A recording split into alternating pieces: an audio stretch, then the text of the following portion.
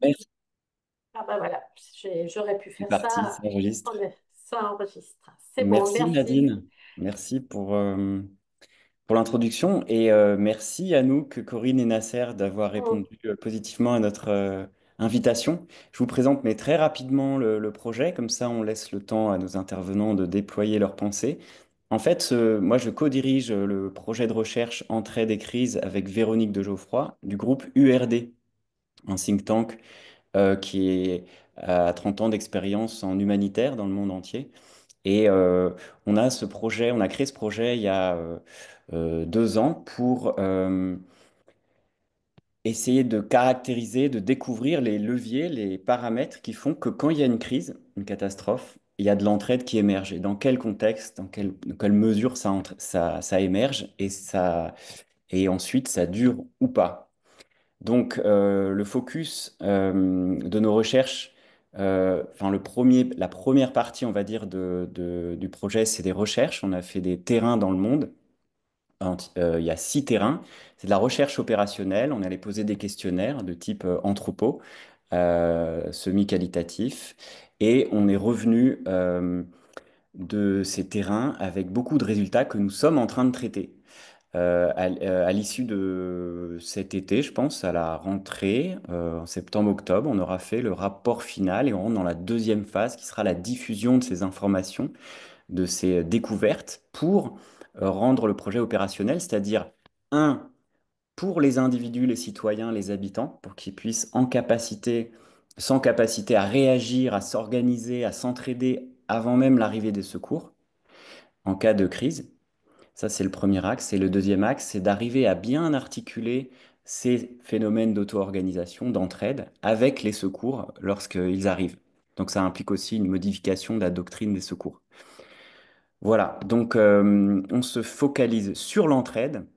C'est à la fois nouveau et pas nouveau, c'est-à-dire qu'il y a de la bibliographie, il y a des recherches et travaux depuis des années, mais c'est un angle mort dans la gestion des secours et c'est ça qui nous intéresse dans ces recherches.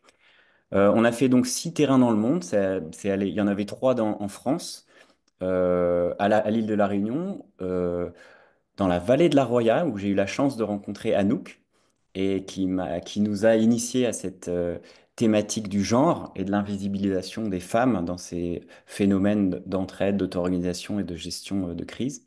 On a été aussi dans la vallée du Briançonnais sur la problématique des migrants, au Tchad pour la question des inondations, en Australie les méga-feux et en Ukraine le conflit que vous connaissez. Et suite à ces études de cas, on a fait une série de 6 webinaires euh, sur la santé mentale et l'entraide, sur les cas de Valence en Espagne en automne dernier et au Soudan en temps de guerre, sur les politiques publiques, c'est-à-dire quels sont les pays qui impliquent leurs citoyens et qui sont déjà dans ces démarches de stimuler l'auto-organisation et l'entraide dans la population. Un séminaire sur le Japon et la triple catastrophe à Fukushima.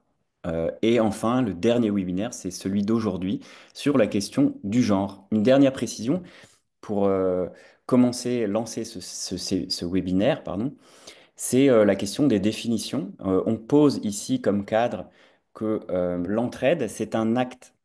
C'est l'acte de s'aider mutuellement. Aider et s'entraider, ce sont des actes. Je t'aide et potentiellement ou réellement, la personne en face m'aide. C'est important, ce potentiellement, il y a une réciprocité potentielle, c'est-à-dire qu'on peut se mettre à la place de l'autre, et en cela, il y a une horizontalité à l'entraide. Donc on va considérer l'entraide comme une force horizontale, convergente de gens, d'individus qui convergent pour traverser l'adversité, pour s'opposer à quelque chose qui les détruit, qui les domine, qui les menace. Et ça peut être une catastrophe, ça peut être un régime autoritaire, ça peut être une menace globale. Donc voilà, entraide égale force horizontale de convergence qui s'oppose à la verticalité des crises ou même la verticalité de l'aide, parce que quand des secours arrivent, ils sont dans une verticalité et n'attendent pas de réciprocité, et parfois ça déstructure les phénomènes d'entraide. Donc juste retenez, entraide, ce sont des actes, c'est pas de la solidarité. Solidarité, on est dans l'ordre du sentiment, on a envie d'aider. L'entraide, c'est un acte, ce sont des actes, et c'est une force horizontale. Voilà pour poser le cadre, et bon webinaire à tous. Ok. Oui, merci Nadine, Pablo, merci à l'URD. Euh, donc effectivement, le webinaire, là, il traite de la question du genre en situation de crise. C'est donc l'objet de, de cette présentation. En fait, on part d'un postulat, c'est qu'effectivement, le changement climatique, il aggrave les risques climatiques avec précipitations extrêmes, des vagues de chaleur, sécheresse, qui engendrent effectivement une multiplication de catastrophes dites naturelles, donc causées ou non par les humains, ou aussi d'autres types de catastrophes, des guerres. On voit aussi d'ailleurs aujourd'hui l'annonce effectivement du rapport que les 1,5 degrés seront du coup dépassés. Donc, et après, effectivement, toutes les populations, elles peuvent être victimes de ces catastrophes, mais elle frappe de façon inégale les êtres humains. Et donc, ce sont les groupes les plus vulnérables de la société, du fait de leur situation socio-économique, précarité, euh, qui sont, enfin voilà, qui fait que ce sont ces personnes-là qui sont les plus touchées, et notamment effectivement les femmes, où les catastrophes renforcent, perpétuent et augmentent les inégalités de genre. Et donc, c'est un fait, les femmes seront effectivement de plus en plus vulnérables, d'autant sur les territoires aussi qui sont à haut risque. Donc voilà pour poser un peu. Et le but là du webinaire, c'est donc d'explorer comment les crises et les pratiques d'entraide concourent à perpétuer les inégalités de genre ou au contraire offrent des opportunités de transformation vers des modèles plus justes et inclusifs. On l'a du coup le déroulé en 3 temps de ce webinaire où après chaque personne pourra du coup aussi un peu se présenter. Euh, Corinne Luxembourg donc, elle va introduire le contexte global des crises et des vulnérabilités genrées en vous présentant là une approche intersectionnelle des risques. Puis Nasser Rabaï, il abordera les dynamiques de genre et de collectifs pré-crise et leur influence sur les formes d'entraide pendant et après. Comment c'est important de pouvoir aussi comprendre le terrain avant les crises, les formes de collectifs et le prisme genre.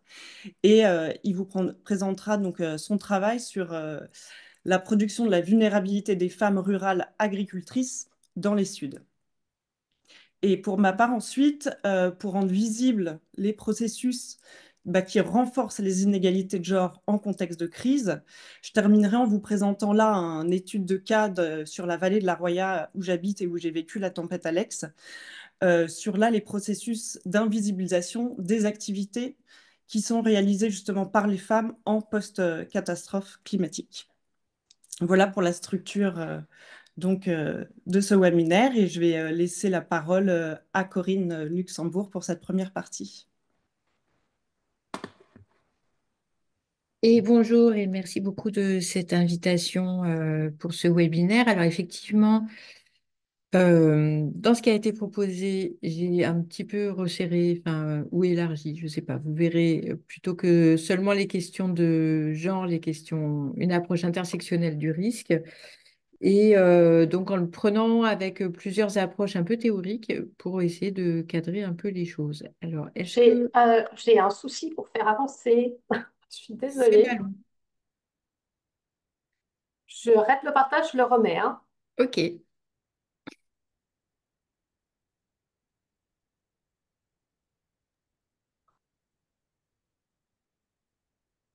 Profite de cette petite pause pour vous dire qu'il y a un bouton questions et réponses si vous avez toutes et tous des questions pendant le webinaire et même à la fin où il y aura une série de questions-réponses. Il y a un bouton Q et R en bas de votre écran Zoom. Donc on va essayer de ne pas poser de questions dans notre discussion sur la droite, mais d'aller dans l'onglet questions-réponses. Est-ce que c'est OK, Nadine? Oui, oui, ça avait été dit au début, mais n'hésitez surtout pas, hein. OK. Voilà, ça sera traité à la fin. Et merci pour ces rappels. Alors, donc, je continue. Première Désolée, chose oui. qui me paraissait importante de cadrer dans cette affaire, c'est les questions d'oppression, puisqu'il va être question évidemment d'inégalité, il va être question de rapport de domination et de rapport de pouvoir. La question des formes d'oppression, je la reprends à Iris Marion Young, qui déploie justement cette question d'oppression avec trois thèmes, l'exploitation, la marginalisation, l'absence de pouvoir, c'est-à-dire le fait de ne pas pouvoir prendre de décision, l'impérialisme culturel, c'est-à-dire de faire à la place d'eux. Et dans le faire à la place d'eux, il y a essentialiser l'autre et l'invisibiliser quand il est un peu trop encombrant, ou en tout cas le stéréotyper, voire parfois l'animaliser, c'est ce qu'on peut voir dans les conflits que l'on connaît aujourd'hui qui sont particulièrement violents et douloureux. La question de la violence, non pas comme le seul fait de violence, mais comme étant une pratique sociale systémique qui va faire que envers certains groupes, eh bien, on va pratiquer une violence justement parce que ces groupes existent. Et puis, David Harvey, qui est géographe nord-américain, ajoute une sixième forme d'oppression que j'ai rajoutée ici parce elle me semblait faire sens avec la thématique sur laquelle on travaille aujourd'hui, qui est celle de la dégradation définitive de l'environnement et donc une violence faite aux générations à venir ou déjà là.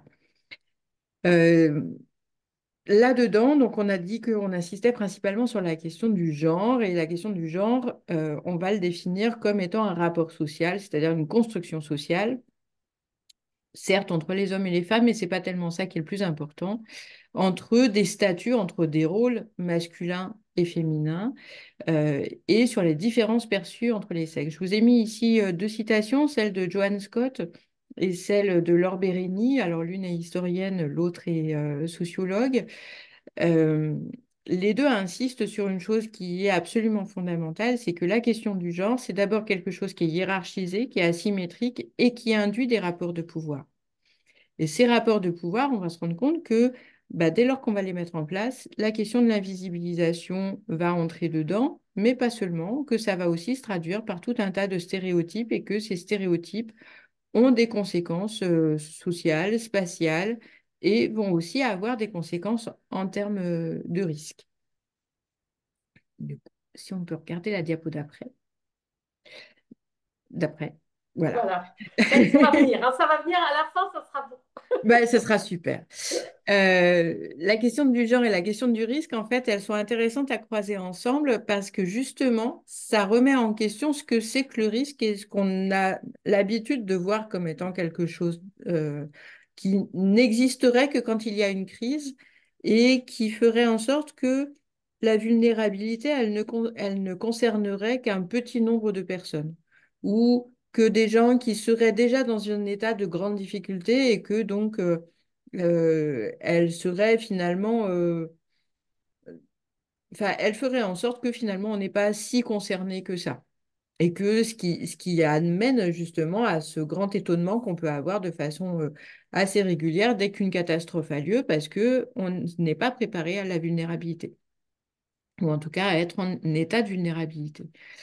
Quand on travaille sur les questions de care, et je sais qu'Anouk Mijon va revenir un peu là-dessus, on sait que la question de la vulnérabilité, finalement, si on se l'approprie, elle concerne tout le monde. Et quand on est femme, le fait d'être dans cette situation d'inégalité et de rapport de pouvoir que j'ai décrit plus tôt, eh bien, on sait que la vulnérabilité, elle est d'autant plus forte. Elle est d'autant plus forte parce que on va considérer qu'il est dangereux d'être une femme. Et donc, s'il est accepté par toutes et tous qu'il est dangereux d'être une femme, alors il est normal qu'il arrive des choses plus graves aux femmes. Il est normal, c'est-à-dire qu'il est normal qu'elles aient des revenus plus bas. Il est normal que, on conteste leur façon de s'habiller. Il est normal qu'elles soient victimes de harcèlement de rue, de harcèlement sexuel, de violences sexuelles, etc. Ce qui fait que dans cette question de la vulnérabilité, l'incorporation de la peur agit vraiment comme l'incorporation d'un rapport de domination et d'un rapport de pouvoir.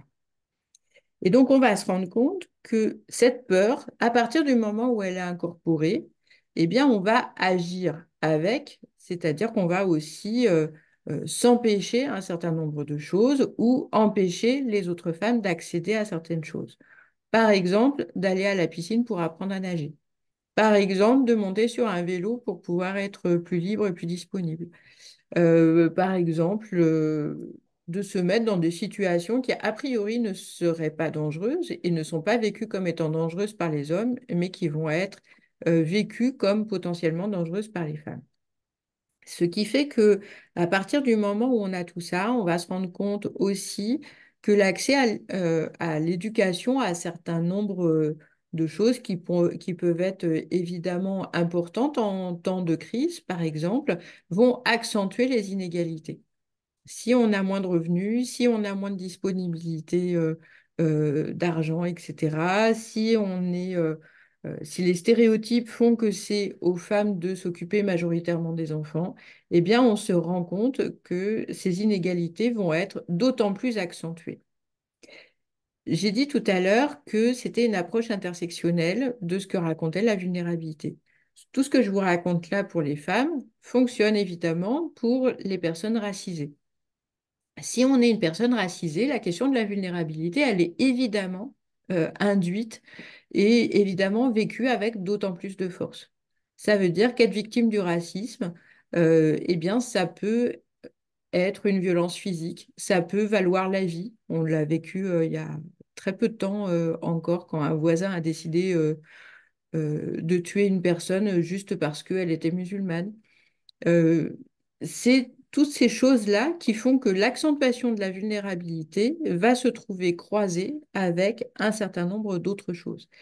L'approche intersectionnelle du risque, elle va nous permettre de regarder ce qui est accentué en fonction d'un certain nombre de systèmes de domination raciale, classiste, de genre, mais on pourrait rajouter d'appartenance à un territoire, on pourrait rajouter de handicap et donc du coup de discrimination validiste, par exemple, ou agiste, etc.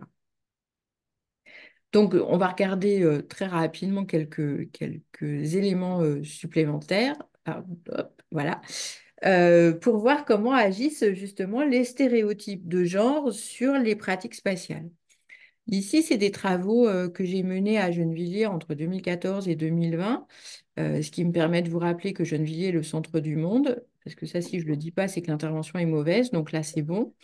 Et donc, on a demandé aux hommes et aux femmes de faire des cartes mentales et donc d'identifier les lieux qui sont pratiqués par les uns et par les autres. Alors, en réalité, on leur demandait aussi de dire si c'était des lieux appréciés ou dépréciés, si c'était une corvée ou un plaisir, ou ni l'un ni l'autre.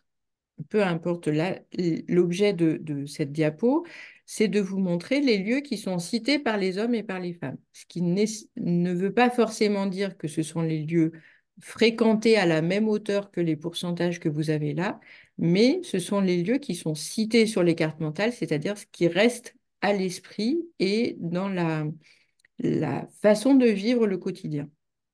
Ce dont on va se rendre compte, c'est que, par exemple, sans grande surprise, les femmes vont majoritairement citer les commerces quand les hommes très peu, qu'elles vont citer les équipements culturels et les équipements sportifs quand on voit que les hommes beaucoup moins également.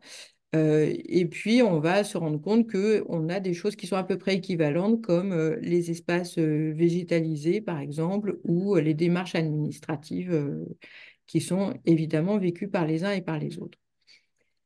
Ce dont on va se rendre compte à cet endroit-là, c'est qu'on se dit, ah ben, c'est quand même assez étrange que, par exemple, les femmes citent plus que les hommes les équipements sportifs quand on sait qu'elles sont moins nombreuses que les hommes euh, à les fréquenter. Et donc, on va se rendre compte dans ce cas-là qu'elles ne les fréquentent pas pour elles-mêmes, elles les fréquentent pour accompagner un enfant. Et donc, leur pratique de l'espace public fait qu'on va aller vers ce qu'on appelle une surmobilité des femmes. C'est-à-dire que si elles ont un emploi rémunéré, va s'ajouter à cette journée d'emploi rémunéré la surmobilité qui fait qu'on prend en charge une autre personne ou bien qu'on prend en charge le ravitaillement du domicile. Tout ça a des conséquences. Et comme je vous disais, la fréquentation des espaces sportifs, elle n'est pas forcément pour les femmes en elles-mêmes. Et c'est ce qui va faire, si on regarde la diapo suivante, que assez régulièrement, on va s'interroger. Par exemple, alors je vous ai mis cet exemple-là puisqu'il s'agit de crise et puis de dérèglement climatique, que dans un pays comme la France, qui est a priori un pays équipé en dispositifs d'apprentissage de la natation, eh bien qu'on a un réel décalage entre les hommes et les femmes sur la possibilité de nager. Et on se rend compte, par exemple, que, alors même si cet écart tend à se réduire pour les populations les plus jeunes, il existe quand même et qu'on a une majorité de femmes qui vont avoir des difficultés à pouvoir nager. Donc là, c'est une natation de au moins 10 mètres, ce qui est en réalité pas si énorme que ça. Ce que je vous raconte là, ça fonctionne pour la France, mais si on regarde sur des pays du Sud, par exemple, où l'accès à la mer est encore plus compliqué pour les femmes. Et donc, c'est pas pour rien si, par exemple, quand on a de grosses inondations au Bangladesh ou si on a des inondations dans des pays vraiment où le niveau de la mer monte et que le décalage, l'altitude de la Terre est finalement assez basse, les femmes sont les premières victimes parce qu'elles ne savent pas nager et parce qu'elles prennent en charge les enfants. Et donc les deux cumulés font qu'elles sont encore plus victimes que les hommes de ce type de conséquences du dérèglement climatique. Donc ça, c'est des choses à avoir en tête, à quel point finalement les stéréotypes de genre, on pourrait se dire, bah, on ne comprend pas bien pourquoi ça agit à cet endroit-là. Bah, les stéréotypes de genre vont avoir une influence sur les résultats et sur le nombre de victimes, encore plus quand il s'agit des femmes que quand il s'agit des hommes. Donc voilà, grosso modo, ce que je voulais voir avec vous. Et il me semble que je ne vous avais pas mis plus de diapos que ça. Voilà. Et donc, du coup, c'est chouette parce que comme ça, je peux laisser la suite à Nasser. J'ai volontairement pas voulu aborder la question du collectif parce que c'est d'abord l'objet de travail de Nasser Rebahi qui sera beaucoup plus pertinent que moi sur cette notion. Merci Corinne. À toi, Nasser. Bien, bonjour à toutes et à tous. Merci également de m'avoir invité aujourd'hui à présenter ces différents éléments. Donc, pour mettre un tout petit peu de contexte, moi je travaille sur les territoires ruraux au sud. Et en ce qui me concerne, voilà, quand on parle de territoires ruraux, on parle beaucoup d'agriculture, voire d'agronomie, et on s'imagine qu'on va avoir affaire à un spécialiste d'agriculture, de plantation, de sol, etc. Et pas du tout. Moi, je fais de la géographie sociale et politique appliquée au monde rural. Donc, pour le dire un peu grossièrement, je ne sais pas trop faire la différence entre une fraise et un ananas, mais du coup, moi, ce qui m'intéresse, c'est de plutôt comprendre quels sont les rapports sociaux, les rapports de pouvoir et même les rapports de domination qui déterminent en fait la production de cette fraise ou de cet ananas. Et ça, c'est beaucoup plus intéressant. Alors, c'est pourquoi moi, ce qui m'intéresse, c'est aujourd'hui de parler avec vous de deux questions, ou plutôt de deux notions qui structurent beaucoup mes travaux. C'est la question de la vulnérabilité et c'est la question du collectif. Et cette question, je l'aborde donc dans une perspective comparative avec des travaux qui sont menés en Amérique latine et au Maghreb, principalement en Amérique latine depuis 20 ans et au Maghreb depuis maintenant 5 ans. Et, euh, et dans ce cas-là, en fait, ce qui est assez fascinant, c'est de ne pas nécessairement avoir une entrée par le genre, mais en fait de faire le constat que comme l'a dit un peu précédemment Corinne, les rapports de genre aboutissent finalement à faire le constat, enfin, lorsqu'on travaille sur les territoires ruraux au sud, on constate que les rapports de genre donnent lieu à une compréhension évidemment plus nette de ce qu'on appelle aujourd'hui l'intersectionnalité, ou comment en fait les femmes dans le milieu rural et les femmes agricultrices subissent davantage en fait les inégalités, subissent davantage les formes de vulnérabilité parce qu'elles sont agricultrices, parce qu'elles sont femmes, et en plus souvent parce qu'elles sont agricultrices femmes, et je dirais d'un groupe culturel, d'une ethnie qui est par ailleurs, qui peut par ailleurs être méprisée ou simplement mise à la marge par l'autorité légitime, par l'État, ou simplement par des représentations collectives qui, qui sont, qui résistent au temps et qui ont des racines très anciennes. Et donc, dans le cas, par exemple, de l'Amérique latine, les femmes indigènes, autochtones, subissent davantage les inégalités par leurs conditions d'autochtones, de femmes et d'habitantes du milieu rural. En Tunisie, c'est également le cas quand des femmes agricultrices subissent la violence, mais qu'en plus, lorsqu'elles vivent dans les régions intérieures, les régions de montagne ou les régions pré-sahariennes notamment, du fait qu'elles sont loin de la capitale, loin de la ville, loin des centres urbains, et la Tunisie est un pays urbanisé depuis très longtemps, elles subissent également en fait ce qu'on appelle la violence symbolique d'être des femmes et d'être en fait de groupes sociaux très éloignés de la ville, donc considérés comme arriérés. Alors, je propose, pour contextualiser cette première diapositive, où j'explique en fait ce qui donne lieu à la production de la vulnérabilité des femmes et des femmes rurales agricultrices dans les Suds. En fait, qu'on soit au Maghreb ou en Amérique latine ou qu'on soit partout dans les Suds, ce qui est intéressant et ce qui est important de retenir, c'est qu'on a la circulation d'un modèle depuis 60, 70 ans et que ce modèle, c'est un modèle en fait importé, libéral, qui a fait la promotion en fait de ce qu'on appelle le capitalisme agricole ou le capitalisme agraire, ou comment en fait le fait d'avoir imposé un modèle, celui de développer des filières stratégiques d'exportation, celui d'avoir favorisé des spécialisations et d'avoir introduit l'idée selon laquelle le monde rural devait être un monde productif, répondant à des exigences techniques, il faut produire plus pour exporter plus, et que pour cela, en fait, il faut donner de la légitimité au secteur privé, aux grandes entreprises transnationales, aux grands investisseurs soutenus par des grandes banques.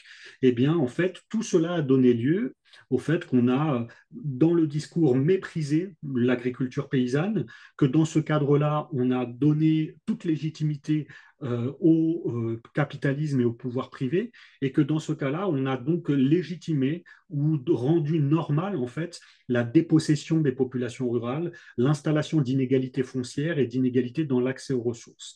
Et je vous propose ici deux photos. Vous voyez d'un côté une photo des serres de production de fleurs dans la périphérie de Quito, où je travaille, et à droite, un champ d'oliviers hyper productif dans la plaine sfaxienne en Tunisie.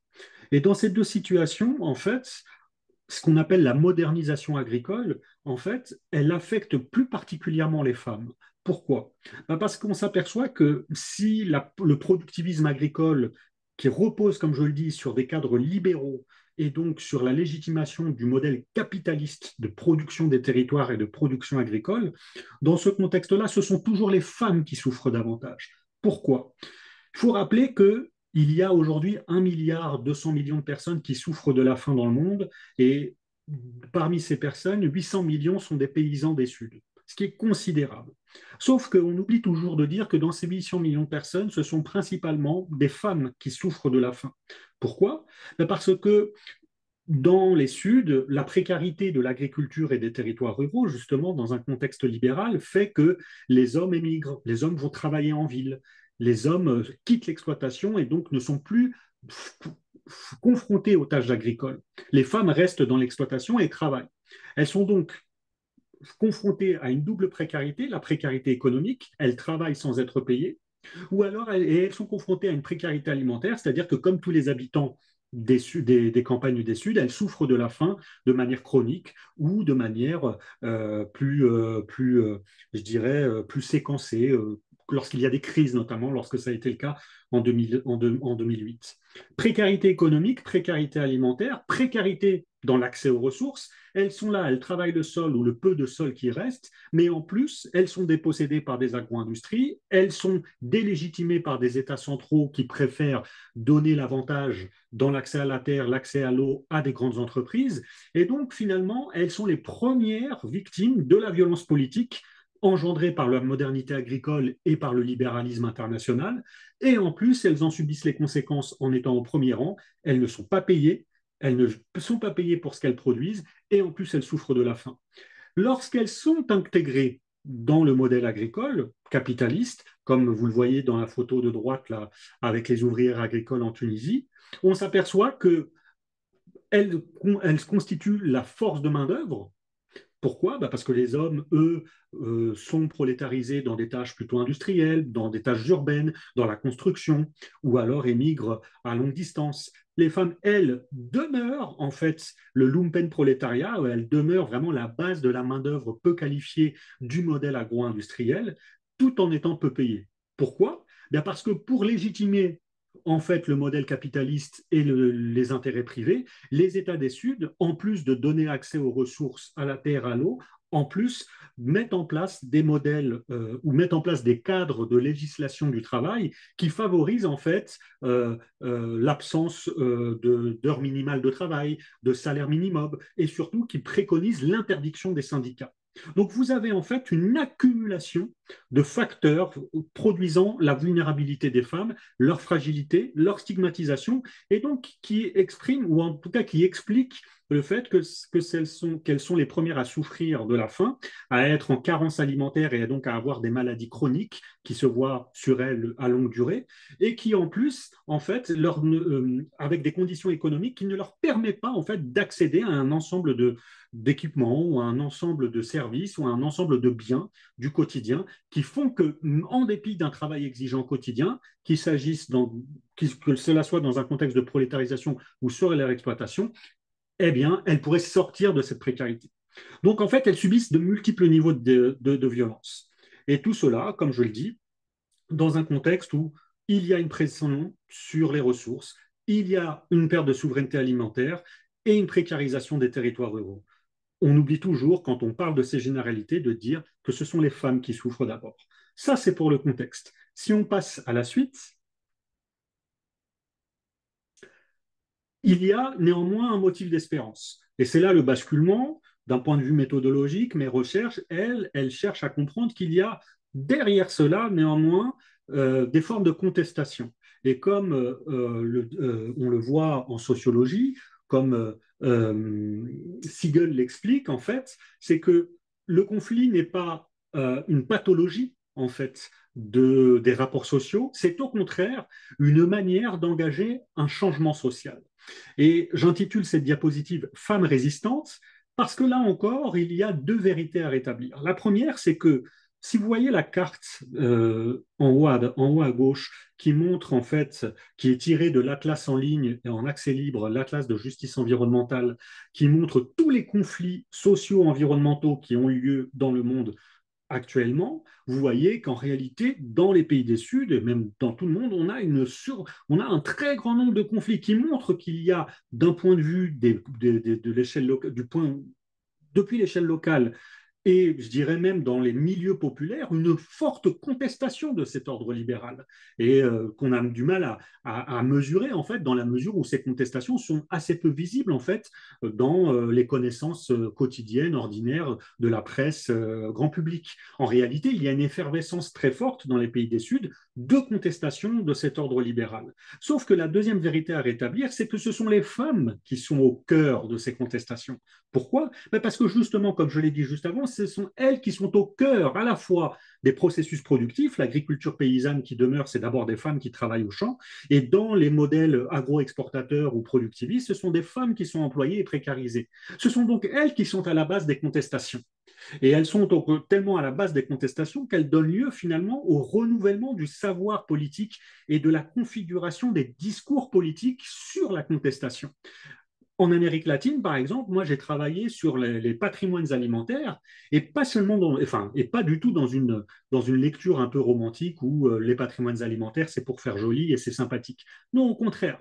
En fait, les femmes se servent de la notion de patrimoine alimentaire pour revendiquer en fait des exceptions, des droits et même des formes de rapport au territoire spécifique pour défendre un plat, une recette qui donne lieu à défendre un territoire agricole, un agrosystème, un ensemble de plantes, qui leur fait dire, nous sommes les tenants d'un savoir et de tradition, et parce que nous sommes exceptionnels au regard de ces transitions, nous souhaitons défendre notre patrimoine. Et le patrimoine, au-delà du romantisme que peut incarner cette notion, devient un levier d'action collective pour résister face au modèle libéral.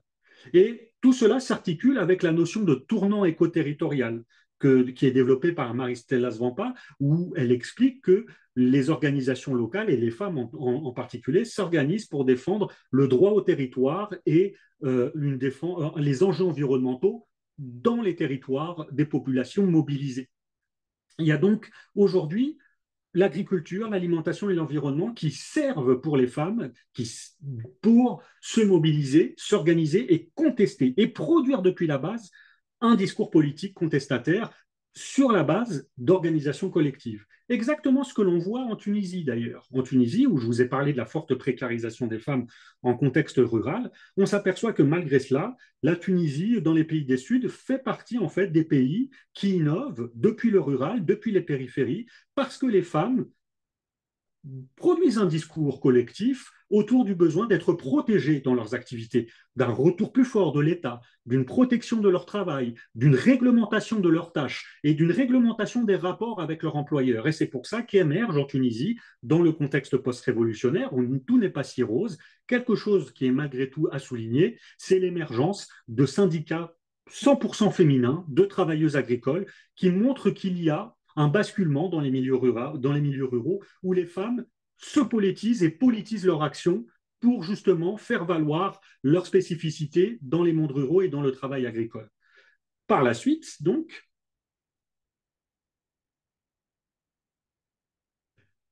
ce qui m'intéresse, c'est finalement de montrer que s'il y a un basculement, il faut suivre dans nos réflexions l'idée que la contestation et la remise en cause du modèle libéral et capitaliste dans les mondes ruraux, en fait, qui, je répète, donne lieu à l'individualisation des pratiques, à l'inégalité.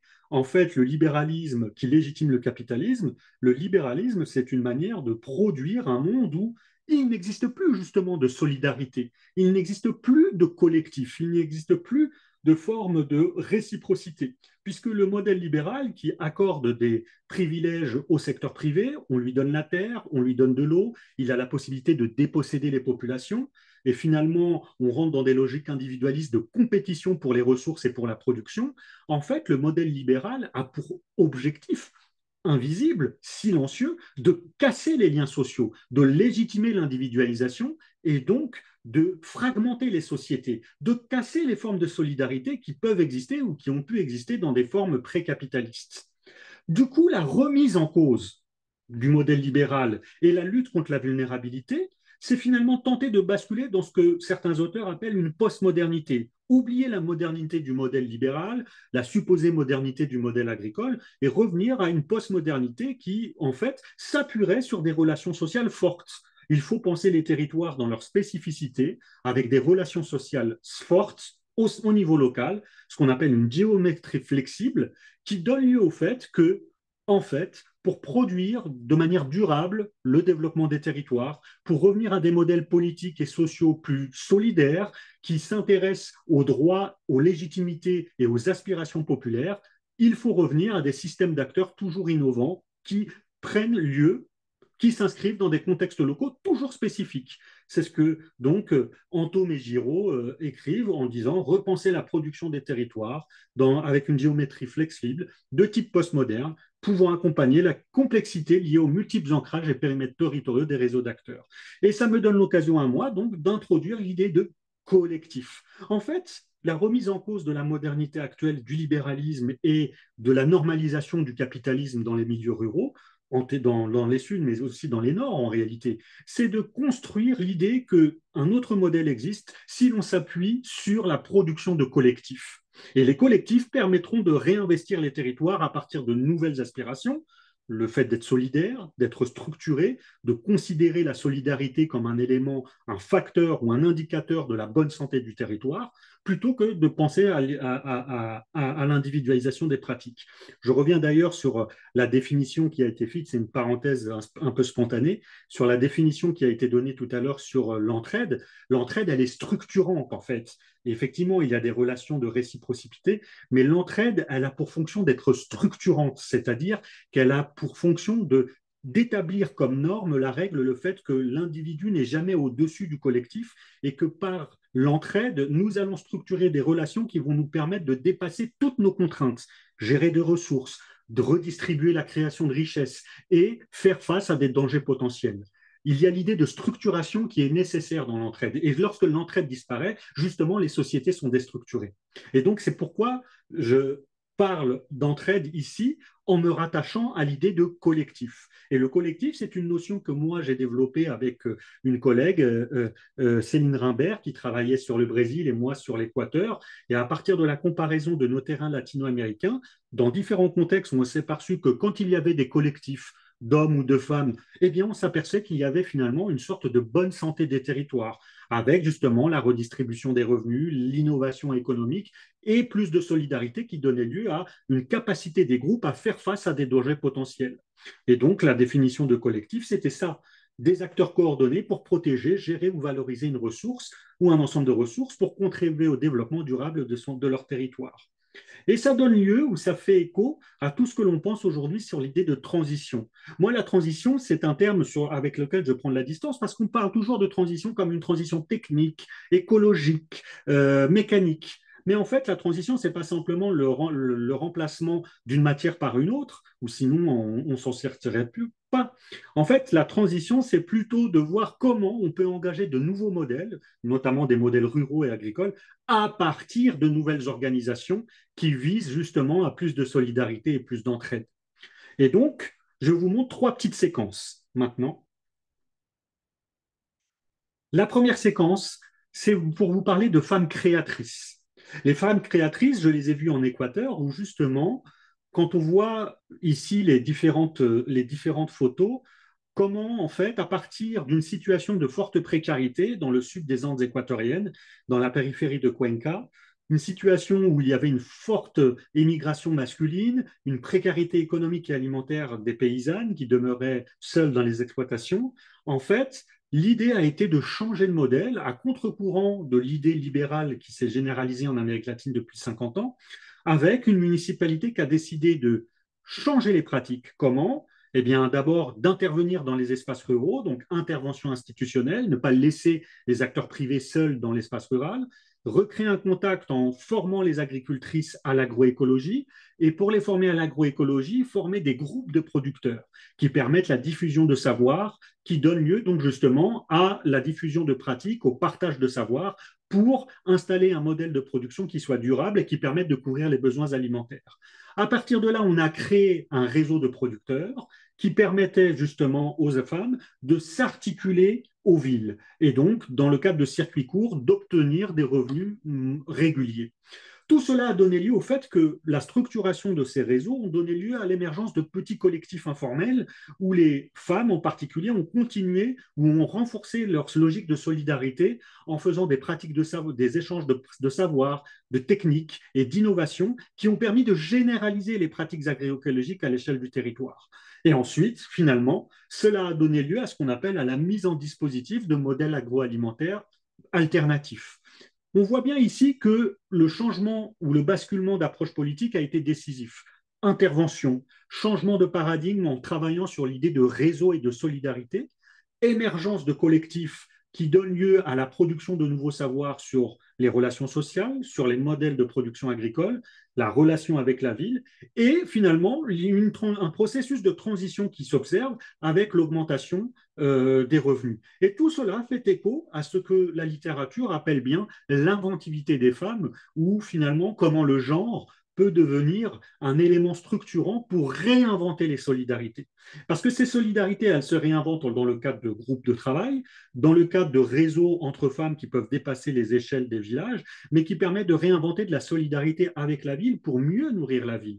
Et dans ce cas-là, on s'aperçoit que ces femmes créatrices, comme je les appelle, elles sont en général décisives parce que non seulement elles génèrent des revenus, mais donc elles génèrent une plus grande stabilité économique pour les milieux ruraux, mais elles assurent en fait des productions pour la ville qui sont souvent à 75% moins chères pour les consommateurs urbains, c'est-à-dire qu'elles permettent de nourrir les pauvres, même en ville. Et surtout, ce sont dans ces réseaux de producteurs installés localement, ce sont 80% de femmes qui travaillent au champ et qui commercialisent. Ou comment les femmes, en réalité, lorsqu'elles sont dans des conditions favorables pour travailler, pas comme je le présentais plus tôt, finalement, sont dans la capacité de créer de l'emploi, de s'organiser, d'organiser le territoire, mais aussi de s'émanciper sur un plan politique, puisqu'elles constituent aujourd'hui une force qui leur permet justement de regarder dans les yeux les pouvoirs publics pour justement continuer d'alimenter ce réseau et de jouer de leur nombre pour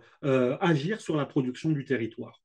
Dans la diapo suivante, néanmoins, j'apporte un petit peu de nuance en disant notamment que au-delà de ces situations un peu exceptionnelles, on retrouve en fait des situations toujours maintenues de violence à l'égard des femmes. On est dans la même région, dans le sud des Andes équatoriennes, dans le sud des Andes équatoriennes, pardon, toujours dans la périphérie de la ville de Cuenca, où j'ai étudié il y a quelques années un conflit minier. Et ce qui a été intéressant, c'est d'observer que si c'est un conflit qui a donné lieu à une très forte mobilisation des femmes, là encore, en fait, elles sont au cœur des mobilisations, je l'ai dit plus tôt. Elles étaient très présentes, vous le voyez sur les photos, elles se battaient avec les militaires, avec les policiers, etc. Néanmoins, ce qui a été très intéressant, c'est de voir comment le discours légitime de l'État et des pouvoirs publics locaux a contribué à invisibiliser les femmes. Parce que dans les négociations, on a préféré faire émerger des hommes qui, étant à la tête de grandes exploitations ou voulant privilégier un modèle de contestation qui était de dire nous ne voulons pas de la mine, mais nous voulons, parce que nous voulons protéger le territoire pour continuer à être des gros producteurs, se sont convertis en intermédiaires ou en interlocuteurs légitimes à l'égard de l'État, alors que les femmes étaient plus nombreuses dans les mobilisations et qu'elles ont été délégitimées par le pouvoir politique. Et ce qu'il y a d'intéressant, c'est que Nasser, quand... Oui, je vais vous demander de raccourcir un alors tout petit je peu, termine. malheureusement, parce que c'est passionnant, bien sûr. Je vais Euh, terminer. Je vais oui, terminer. Simplement pour dire que lorsqu'elles ont été délégitimées par l'État, en fait, ce qui est intéressant, c'est de constater que là, on voit, par contraste avec ce que j'ai montré juste au-dessus, que lorsqu'on applique toujours le même modèle qui est de vouloir donner comme vouloir instituer, vouloir installer le modèle libéral comme modèle normal, ordinaire, en fait, il s'agit de délégitimer les femmes et cette délégitimation des femmes s'apparente réellement comme une forme de délégitimation populaire. Et donc, en fait, invisibiliser les femmes, c'est donner raison au capitalisme. Je m'arrête là et je pourrais peut-être compléter après en utilisant ma 6e diapo si vous voulez. d'accord. Merci beaucoup. On va voir si on peut réaborder ça. C'était passionnant. Merci beaucoup. Alors,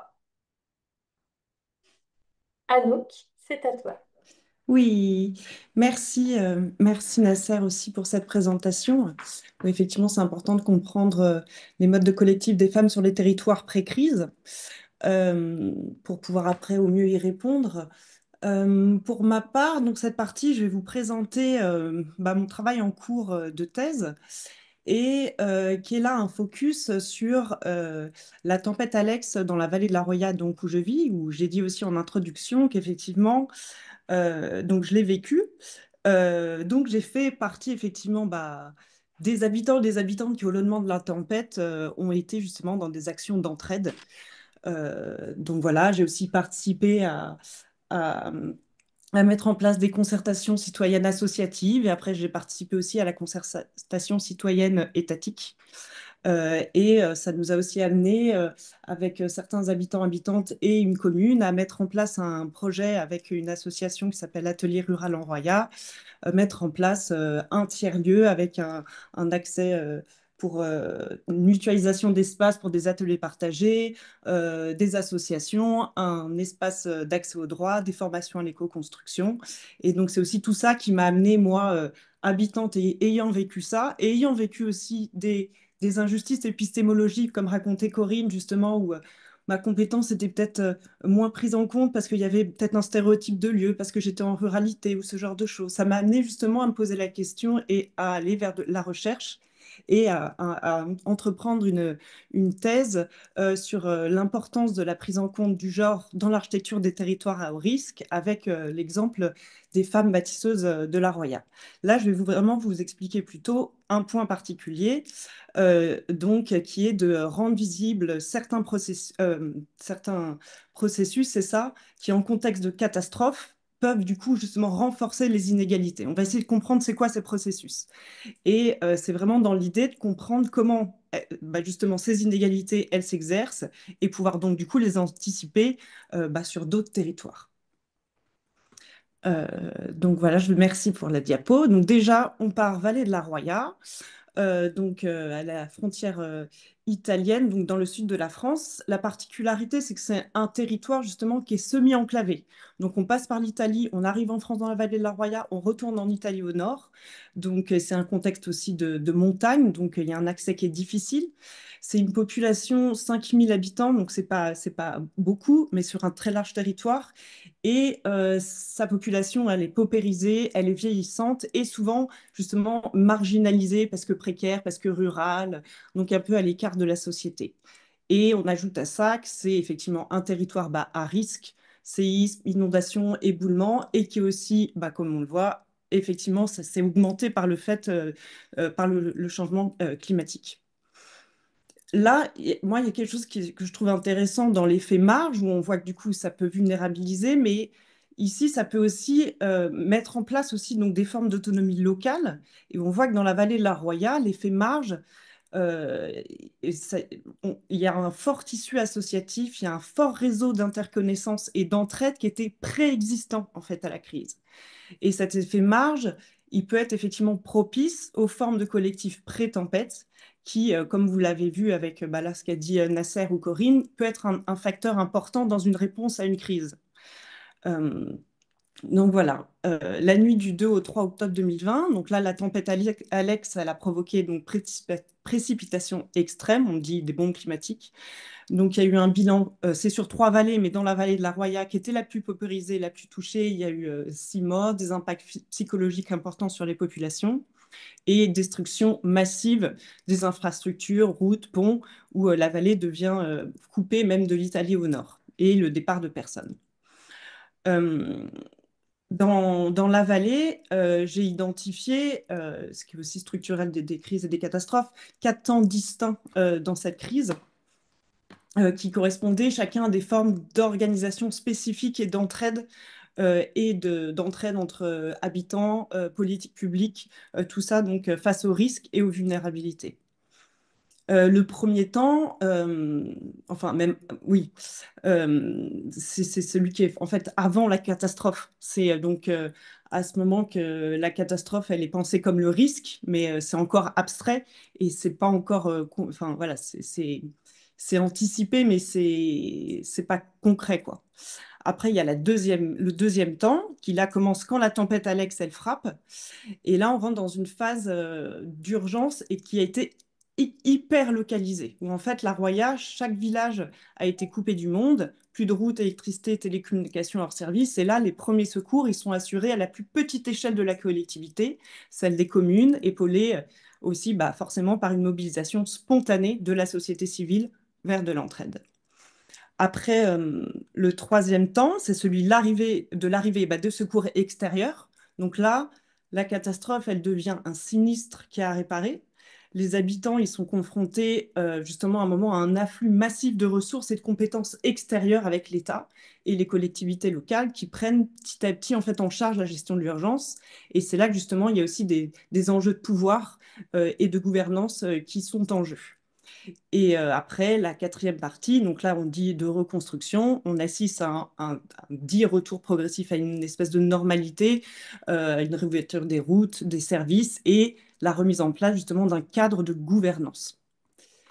Et en fait, dans ces 4 phases-là, la question effectivement du genre, elle n'a pas été prise en compte dans la pré-crise, la crise et l'après-crise. Il n'y a eu aucune mesure, dispositif ou lecture qui a été différenciée par rapport aux rôles sociaux et dans toute cette gestion de la crise. Donc, la question, c'est, voilà, qu'est-ce que ça engendre? Et je veux bien, Nadine, s'il te plaît, la diapo d'après. Merci. Qu'est-ce que ça engendre? Eh bien, déjà, c'est que là, je vais proposer de regarder ça avec un concept qui est le CARE. C'est que quand on parle de catastrophe, le concept de vulnérabilité, comme le disait tout à l'heure Corinne, bah là, dans une catastrophe, ça prend un sens très concret. Parce que la vulnérabilité, c'est pas non plus qu'un indice en fait de faiblesse. C'est ce qui fait que ça nous relie toutes et tous en tant qu'êtres humains. C'est ce qu'on partage. Donc, le concept de care, il devient particulièrement pertinent à ce moment-là. Et c'est Joanne Tronto, justement philosophe américaine, qui propose de penser le care comme l'essence de notre appartenance à l'espèce humaine à travers des gestes concrets. Et ces gestes, ils sont foncièrement justement collectifs. C'est recevoir le soin, se soucier des autres, prendre soin, prendre en charge. Tronto, si je la cite, définit le care comme une activité générique qui comprend tout ce que nous faisons pour maintenir, perpétuer et réparer notre monde, de sorte que nous puissions y vivre aussi bien que possible. Et c'est vrai que là, cette définition, elle prend tout son sens après une catastrophe. Par exemple, dans la Royale, les premiers jours, ils ont été marqués par une multitude de gestes de care, chercher de l'eau pour soi, les autres, cuisiner collectivement, récupérer le bois qui était charrié par l'eau pour distribuer, pour chauffer les maisons, aller aider les voisins, les voisines qu'on connaissait, soutenir moralement les plus fragiles. Et dans cette urgence, où on était totalement isolé, on a réagi spontanément. Et donc, en fait, c'est comme s'il y avait une forme de démocratie du care qui s'est mise en place. Une organisation par le bas, autogérée, émotionnelle et politique aussi forcément, où là, l'interconnaissance a joué un grand rôle dans s'entraider et où tout le monde, à sa mesure, a participé au care, les femmes, les hommes, les enfants, les élus, habitants, habitantes. Et donc, c'est ça qui est intéressant, c'est que là, c'est vraiment tout le monde qui prend en charge le care, car il devient central et il s'impose comme une nécessité collective. Pourtant, on voit que dans le quotidien, dans la société, le care, ce sont majoritairement les femmes qui assument ces tâches et que ces tâches, elles sont pas valorisées, pas rémunérées et invisibilisées. Et ça, la pandémie du Covid-19, une autre crise, donc on voit qu'aussi les crises peuvent être différentielles, ça l'a rappelé, c'est-à-dire que là, les femmes, elles ont assuré l'essentiel du care, mais souvent dans des conditions précaires et peu reconnues. Et donc, bien sûr, c'est à ce moment-là aussi, je me suis demandé, là, tempête Alex, tout le monde fait ses activités de care, est-ce que donc du coup, les femmes ont été invisibilisées ou non dans leurs tâches, et si oui, quels sont les processus? Euh, Voilà.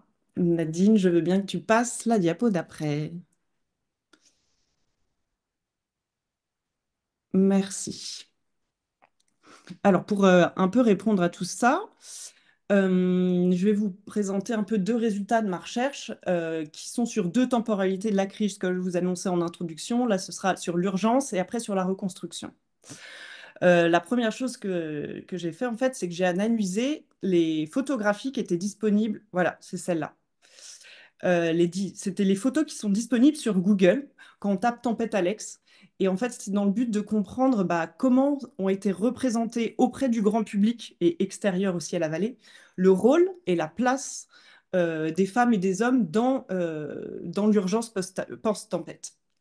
Donc, j'ai tapé Tempête Alex sur Google et après, j'ai appliqué des masses de couleurs sur les hommes et sur les femmes.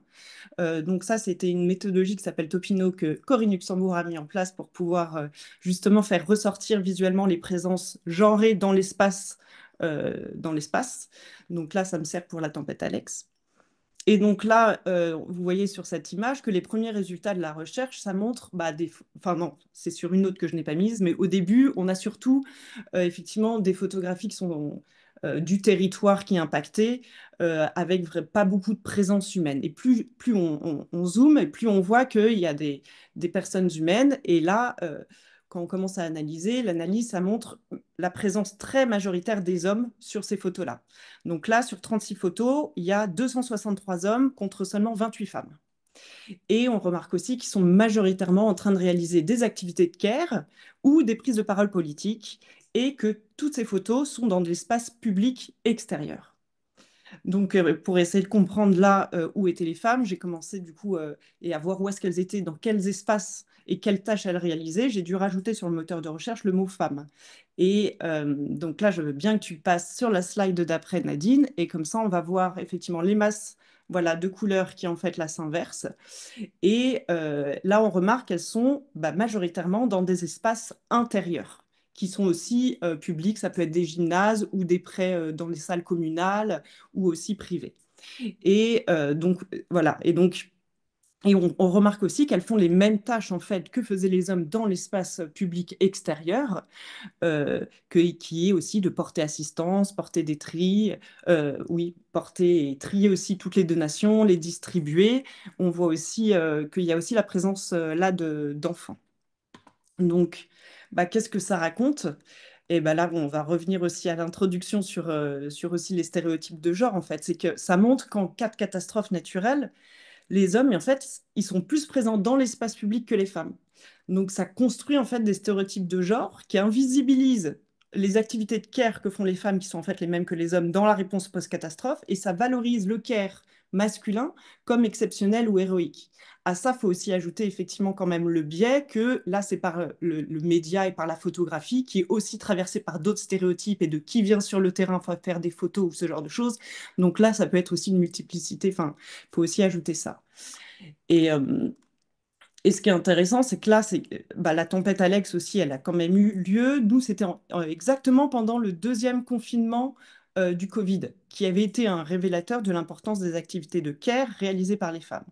Et on voit que là, la tempête, haute crise, que là, il y a un processus d'invisibilisation des femmes dans les activités d'urgence post-tempête.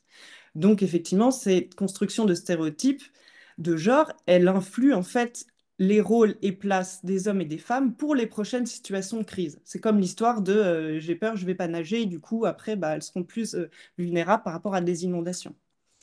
Et parce qu'effectivement, là, on voit aussi sur l'aspect intérieur, espace extérieur, que les femmes sont plus victimes des destructions des habitats parce qu'elles sont majoritairement aussi assignées à des activités qui sont dans l'espace intérieur. Et donc, du coup, quand les bâtiments se démolissent, elles sont plus souvent à l'intérieur que les hommes. Donc ça participe aussi à ça. Je vais passer, s'il te plaît, Nadine, à la diapo d'après, sur la participation, là, à la représentation politique des femmes dans l'espace post-tempête. Donc là, on quitte le moment de l'urgence et on va essayer de comprendre dans le moment de la reconstruction. À cet effet, donc l'État, en 2022, lance une concertation citoyenne qui est à l'échelle des 3 vallées sinistrées. Et dans ce processus, est proposée une plateforme qui est mise en ligne qui permet aux habitants et aux habitantes de déposer des projets d'intérêt général pour la reconstruction des vallées. Donc là, qu'est-ce que j'ai fait? J'ai opéré un comptage. Parce qu'effectivement, compter au prisme du genre, il y a combien d'hommes, il y a combien de femmes, ça peut nous intéresser pour pouvoir comprendre la représentation. Donc on compte ça, là, moi j'ai compté, des fois on peut compter aussi le temps de parole, on peut compter la participation à une chose ou une autre. Donc là, voilà, en regardant, il y avait 143 projets qui avaient été déposés dans la Roya. Et il y en a donc du coup 58% qui ont été portés par des hommes. Et sur ces 58%, on voit aussi que la majorité, ils ont été déposés à titre individuel par les hommes, à 48%. Alors que les femmes, elles ont répondu à 33% sur cette plateforme et qu'elles, elles ont par contre une tendance majoritaire, donc 23%, à proposer des projets en collectif. Donc, autrement dit, ça veut dire qu'effectivement, là, les hommes, clairement, ont une tendance, ils ont une tendance à répondre à titre individuel pour de l'intérêt collectif et ils ont déposé plus de projets et les femmes ont de coup déposent moins. Euh, et après, si on va un peu plus dans le détail, on s'aperçoit aussi que les femmes, en fait, ont déposé des projets qui sont aussi plus centrés sur le care, du territoire, sur le lien social, la santé, bien-être et l'éducation. Donc, en fait, cette analyse, ça permet de voir qu'effectivement, les femmes, elles sont sous-représentées dans la démarche de la consultation publique et que quand elles participent, elles proposent aussi des formes de prise de soin du territoire, de ses habitants, et plus un collectif, plus local aussi, sur voilà, plus local. Mais donc, ouais, ça confirme quand même clairement, effectivement, que, elles ont moins accès à ces outils de participation et à ces dispositifs de reconstruction, et que c'est aussi une réponse au systémique où elles ont aussi moins de temps libre que les hommes pour aussi peut-être participer.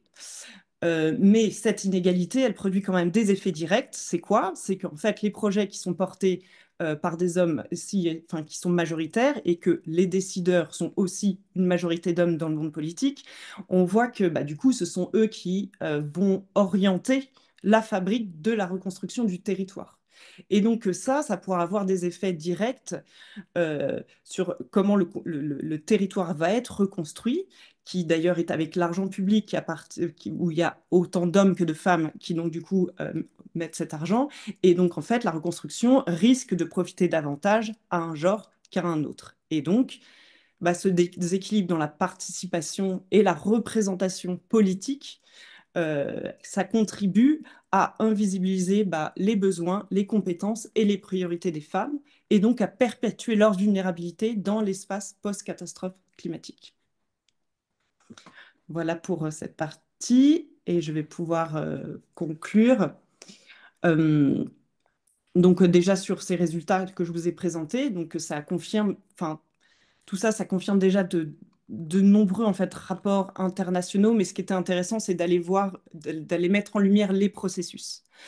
Effectivement, donc les femmes sont plus touchées que les hommes dans les changements climatiques et les dégradations aussi environnementales. Et en particulier, on voit dans les régions où bah là, les territoires ruraux, ou entre Nasser et moi, où on parle des territoires ruraux aussi, effectivement. Euh, et c'est aussi, moi, ce qui anime, moi, ma recherche, effectivement, dans la Roya sur elles sont plus vulnérables, mais en quoi le fait aussi que des femmes soient tenues à l'écart de la construction, de leur logement, ça renforce aussi leur vulnérabilité en contexte de de crise climatique. Donc, c'est bien aussi d'aller voir justement ces formes de résistance, comme aussi vous a présenté Nasser. Euh, et on voit aussi justement que, comme disait Nasser, que c'est aussi les femmes qui sont aussi actrices clés de la transition écologique. Et ça, il y a de nombreux rapports comme l'ONU en 2015 qui a rappelé qu'effectivement l'égalité homme-femme est essentielle pour relever les défis climatiques. Et il y a effectivement déjà des plans d'action qui existent, qu'on peut aller consulter et qui proposent déjà des outils. Par exemple, bah, du coup, là, les données genrées, quand même, qui manquent dans les rapports, y compris ceux du GIEC, donc il faut les mettre en place sur le terrain aussi. Il y a dans les politiques de transition écologique, ça ne tient pas encore assez de l'inégalité femmes-hommes. Et comme on voit dans les catastrophes, le plan d'urgence, il ne prend pas non plus en compte les différences de ces vulnérabilités. Donc voilà, c'est des choses qui peuvent être mises en place. Et, et donc, il y a aussi, par exemple, mettre en place la discrimination positive, des quotas genre et des politiques, voilà, forcément sensibles au genre à chaque étape de la crise.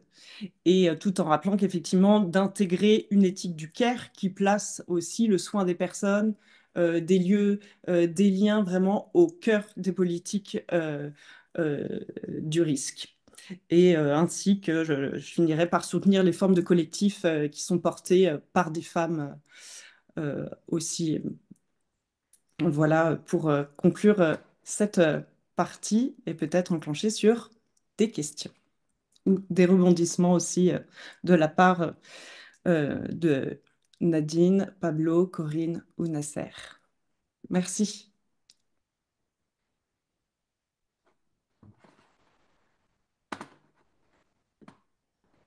Nadine, on t'entend pas. Tu n'as pas mis ton micro. Alors, j'étais en train de remercier tout le monde pour ces interventions. C'était extrêmement intéressant. Merci beaucoup. Arrive le moment des questions qui seront un peu plus courtes, mais voilà, il y a des moments, il faut choisir et il était important qu'on puisse entendre, vu l'occasion qu'on avait de vous entendre tous les trois. Alors, euh,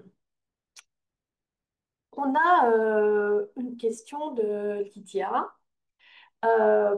Faisant référence pardon, à une slide de Nasser, celle des femmes créatrices. Lydia souhaiterait savoir si de nouvelles solidarités sont nées justement parce qu'il y a un terreau de femmes qui sont déjà dans l'agriculture ou si ces femmes n'étaient pas dans ce secteur avant. Ouais, elles sont, en fait, c'est des femmes agricultrices, en fait. En fait, dans toutes mes études de cas, mis à part la dernière diapo que j'ai pas pu aborder, mais c'est pas grave, ce sont toujours les femmes agricultrices qui sont dans la création ou dans la résistance. Et il se trouve que là, dans cette diapositive en particulier, c'est parce que justement, elles sont en situation de grande précarité.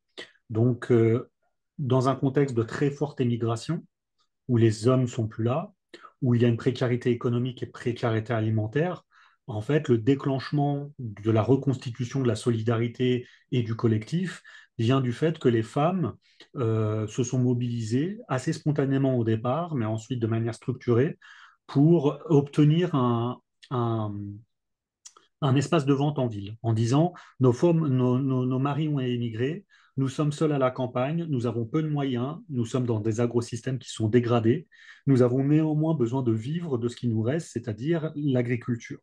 Et donc, elles se sont mobilisées pour obtenir des places en ville. Et après cela, donc, les interventions institutionnelles ont structuré leur mobilisation en créant des collectifs d'associations et l'institutionnalisation de ces collectifs a donné lieu à ce qu'ensuite, il y ait un renforcement des solidarités qui s'articulent à différentes fonctions. Fonction commerciale, fonction d'innovation agroécologique, fonction d'entraide dans les techniques et dans les pratiques agricoles et dans le travail au champ. Et donc, tout cela est bien, et je le répète, bien d'agricultrices précarisées qui se sont organisées. Merci beaucoup, Nasser. Il faut savoir que j'imagine que la plupart d'entre vous ont reçu la possibilité de poser une première question. Et là, nous avons donc une petite réserve de questions qui nous avait été posée. En attendant, vous mettiez les vôtres dans l'espace questions-réponses en bas de l'écran. Je ne sais pas qui d'Anouk ou de Corinne pourrait répondre à quel dispositif mettre en place pour protéger les femmes en situation de crise.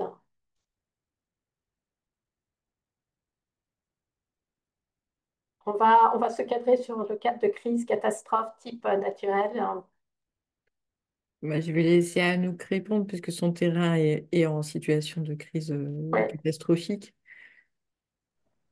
Alors, euh, donc à cette question, oui, je vais partir effectivement moi du terrain et de ce que j'ai aussi observé et de un peu ce que j'ai dit aussi dans la conclusion. Euh, où c'est concrètement là par rapport à ce que j'ai présenté, donc déjà de laisser la place aux femmes dans les pratiques habitantes, de pouvoir les visibiliser, donc d'un point de vue politique, médiatique. Donc ça, c'est voilà deux choses qui sont là, mais aussi par exemple par rapport aux aides, où ça c'est quelque chose que j'ai pas encore fait, mais qui est une des pistes, ou des aides post-tempête, où on voit que les aides financières bah, vont aller vers les personnes qui travaillent, mais toutes les femmes, du coup, qui sont soit qui n'ont pas d'emploi ou qui sont en emploi à mi-temps, donc du coup, vont aussi avoir moins d'aide. Donc, ce qui peut après augmenter aussi des inégalités socio-économiques sur le territoire et où elles sont aussi après, sur le temps de crise, vu qu'elles ont aussi en charge petit à petit de plus en plus les activités de care et, par exemple la garde des enfants, elles ont aussi moins de temps pour participer à la reconstruction, de mettre en place bah, peut-être oui, des aides genrées aussi financières et pour qu'elles puissent aussi euh, accéder justement à la fabrique du territoire. Ce genre de choses. Et après, bah, il y a l'aide aussi, tout ce qui est aux soins de santé, qui sont pour les femmes, ou ce genre de choses. Merci Anouk. Je ne sais pas qui pourra répondre, mais une autre question.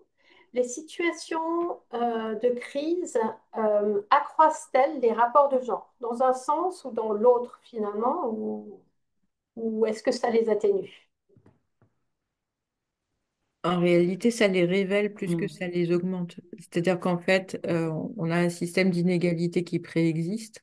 Ce système d'inégalité, bah, comme tout le monde l'a dit ici autour de l'écran, euh, ça fragilise les groupes qui sont vulnérabilisés. Ça fragilise les groupes qui sont invisibilisés pour diverses raisons, hein, que ce soit de classe, de race, de genre ou quoi d'autre. Et en fait, à partir du moment où il y a crise, bah, les gens qui sont le moins vulnérables ou le moins vulnérabilisés, plus exactement, s'en sortent de façon moins pire. Et les groupes qui sont déjà en difficulté au départ, forcément, il y a une accentuation des choses. Mais ça ne crée pas d'effet de genre en plus, ça ne fait que les révéler dans le sens où ça accroît la différence de vie et les difficultés qui sont là. Merci Corinne. N'hésitez pas à poser vos questions. Euh, J'en ai une autre qui arrive hein, avec une demande de proposition très concrète. Alors, à nous qu'on a fait quelques-unes, mais vraiment là, on demande des choses extrêmement concrètes pour réussir à maintenir la mise en œuvre de l'égalité des genres dans les interventions d'urgence. Qui veut répondre? Qu'est-ce qu'on peut faire?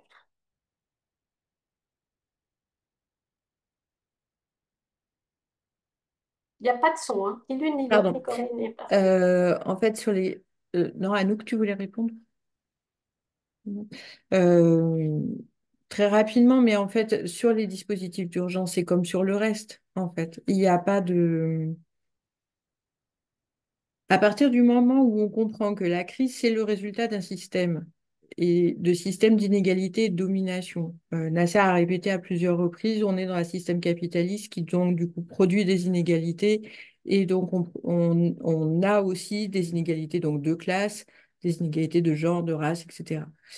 Ces trois systèmes-là sont des systèmes qui fonctionnent ensemble, c'est-à-dire qu'on a bien une intégration systémique des dispositifs, des rapports sociaux de domination. Et ben, la question de la crise et donc la question de l'urgence, elle est induite, comprise et parfois produite par cette confrontation des systèmes de domination et des rapports de pouvoir. Donc, en situation d'urgence, il faut prendre en compte la question de la classe, de la race, du genre, etc., du validisme, de la même façon qu'on les prend, on devrait les prendre en compte dans la vie quotidienne. Donc, tant qu'en réalité, ça existe à un endroit, et ben, de fait, ça existera aussi en situation d'urgence. Et donc, en situation d'urgence, comme je disais tout à l'heure, ou en situation de crise, c'est exponentiel parce que, évidemment, ça explose encore plus. Mais ce n'est qu'un révélateur de systèmes politiques qui sont injustes. Mm. C'est pas autre chose que ça, en fait. Du coup, pour trouver une solution, changeons de système. Merci Corinne. Anouk, tu avais éteint ton micro, tu voulais compléter? Ou Nasser peut-être? Oui, changeons de système. En fait, c'est pas seulement qu'une utopie. En fait, c'est d'où l'intérêt en fait de au-delà de l'entraide, qui est souvent envisagée comme une notion un peu générique ou ordinaire, voire qui semble avoir une dimension un peu romantique. Ça serait comme si c'était simplement une utopie ou que ça devait correspondre qu'à des moments très spécifiques et très éphémères dans la vie ou d'une société. En fait, le changement de système, il passe par d'abord le changement de paradigme. Il faut avoir de nouveaux savoirs pour pouvoir changer ce système. Les savoirs qui se sont normalisés aujourd'hui, ce sont ceux du libéralisme et ce sont ceux dans les champs économiques du capitalisme, à savoir l'individualisation, à savoir la perte de rapport avec les acteurs et du coup, quand je parle, en ce qui me concerne, quand je parle de collectif, c'est pas simplement dans une logique militante ou dans une logique euh, là encore, est utopique ou romantique. C'est vraiment parce que le collectif doit se transformer en un concept utile, en un instrument pour repenser à la fois les dispositifs, quand on est en situation de crise, quand on est en situation de gestion du risque, pour eh bien, agir efficacement sur un temps donné, dans un territoire spécifique, mais aussi le collectif comme un projet de société. Et c'est pas pour rien aujourd'hui que là on peut faire un pas de côté, lorsqu'on voit que toutes les formes de solidarité sont en train d'être déconstruites. La sécurité sociale, l'accès aux soins, l'assurance chômage, tout cela repose sur l'idée que, et on crée des discours très méprisants et très stigmatisants sur le fait qu'il ne faut plus qu'il y ait de chômage parce qu'il ne faut plus payer les fainéants. Il ne faut plus qu'il y ait d'assurance santé parce qu'il ne faut plus payer ceux qui en profitent trop. Mais en réalité, on s'aperçoit que c'est plus idéologique que ça, en fait. C'est l'idée qu'il faut introduire constamment dans l'esprit collectif que ne peut valoir que l'esprit individuel. Et ça vient avec le fait que lorsqu'on parle économie aujourd'hui, ne doit prévaloir que l'esprit d'entrepreneuriat, ne doit prévaloir dans les dimensions sociales, éducation, santé, travail, que la satisfaction individuelle.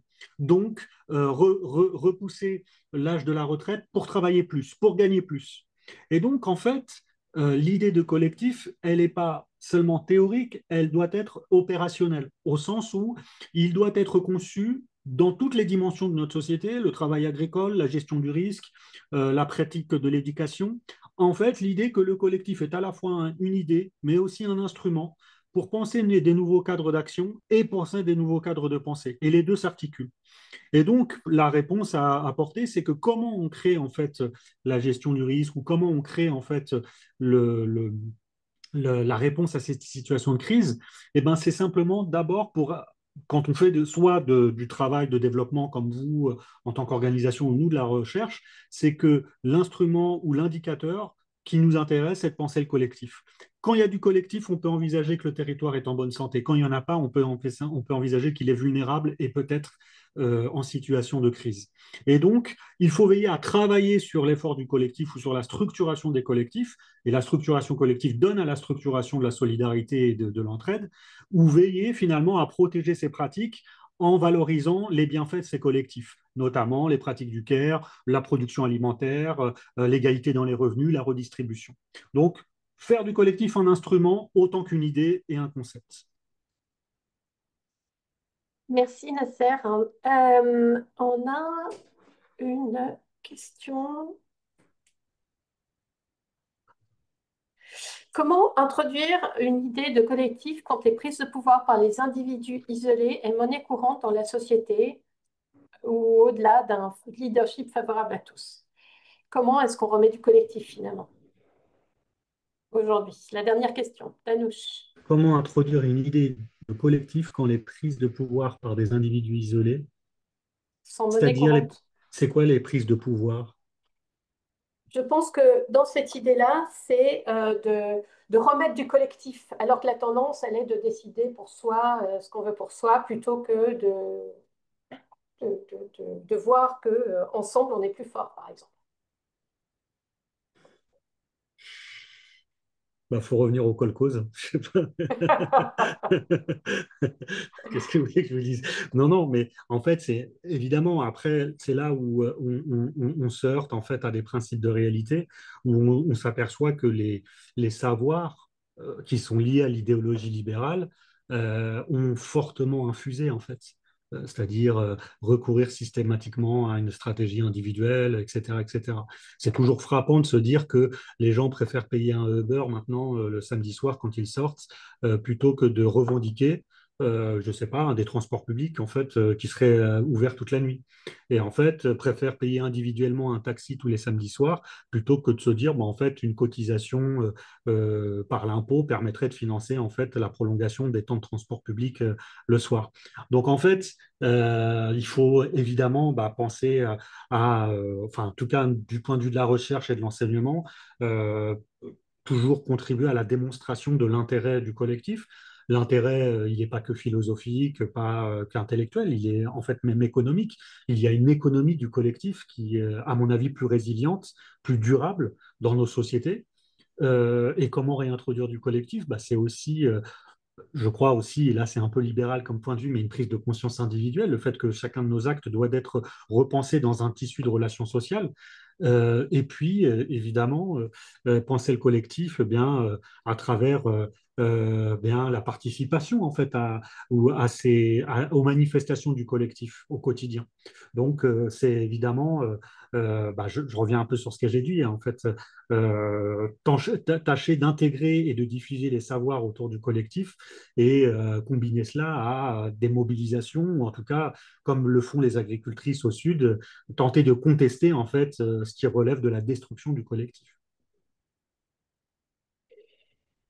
Et donc, à ceci, il y a une réponse de Jacqueline Flock, donc chercheuse au SINTEF, qui intervenait sur un autre webinaire que nous avons vu et qui porte sur, finalement, il existe aussi des solutions par rapport à la gestion des crises avec le ROCMOM ou par pareil à La Réunion, qui sont basées sur les collectifs, en d'autres termes, qui construisent sur les capacités des communautés déjà existantes plutôt qu'espérer rassembler des personnes qui ont plutôt tendance à être seules.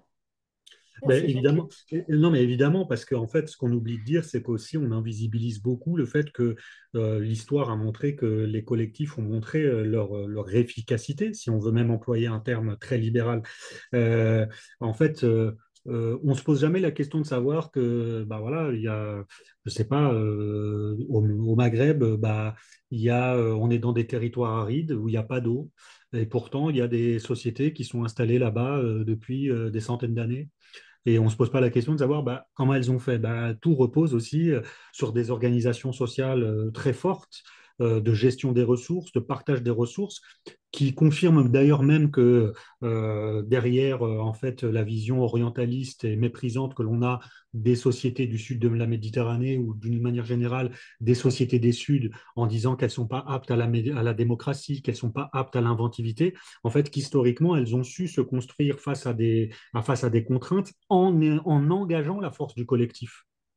Et en fait, elles sont devenues sensibles au changement climatique, elles sont devenues sensibles aux perturbations du marché agricole mondial parce que les modèles libéraux se sont imposés à elles et ont institutionnalisé l'individualisation des pratiques. Donc, c'est comme de dire, ah, il faudrait essayer le FN parce qu'on n'a jamais essayé, ça peut peut-être marcher. Non, surtout pas. Mais inversement, en fait, comment on peut faire marcher le collectif? Un des éléments de réponse, c'est que dans l'histoire et dans tous les contextes nationaux, culturels, le collectif a toujours existé comme un élément structurant. J'en reviens à ma remarque de tout à l'heure sur qu'est-ce que l'entraide. En fait, les collectifs, c'est justement la structuration de l'entraide et que les sociétés précapitalistes ont toujours fonctionné sur la base de collectifs pour faire face à des contraintes environnementales, à des contraintes même politiques, économiques. Et si on veut introduire un peu de théorie là-dedans, c'est Karl Polanyi qui disait les sociétés capitalistes ont été encastrées par les nouveaux modes économiques, les nouveaux marchés, et qu'en fait, on a oublié que ce qui faisait fonctionner les sociétés précapitalistes, c'était d'abord les solidarités et les relations collectives, sans être pour autant autoritaire. Merci beaucoup, Nasser. Merci beaucoup à tous. Il est 15h01. Peut-être un mot de la fin, Pablo ou l'un d'entre vous. Pablo? Non, moi, juste dire merci. C'était passionnant et très Mm. riche. Et évidemment, on a manqué de temps, comme à chaque fois. Et c'était prévu. C'est une frustration structurelle, je dirais. Merci à tous et à toutes. Est-ce que vous Merci voulez, à tous. Corinne et Anouk, un petit mot ou pas? C'est- Non, merci beaucoup pour cette invitation et puis à une prochaine fois, avec plaisir. Sans doute, c'est un sujet dont on doit parler. On n'en parle jamais assez, de toute façon, la preuve. Merci beaucoup, à très bientôt. Le Merci. webinaire sera à disposition en ligne très rapidement sur le site du RD.